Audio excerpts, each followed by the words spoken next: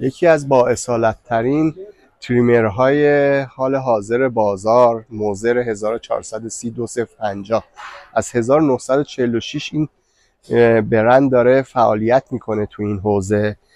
دستگاه موتور دیسی داره، 6000 دور در دقیقه دور موتورش هست، تیغه هاش ضد زنگ هستش، اصل آلمان حک شده روی تیغه و روی خود دستگاه، طراحی آرگونومیکی برای اینکه راحت توی دست قرار بگیره. اندازه کوتاه کردنش از 3/7 هستش تا 3 میلیمتر.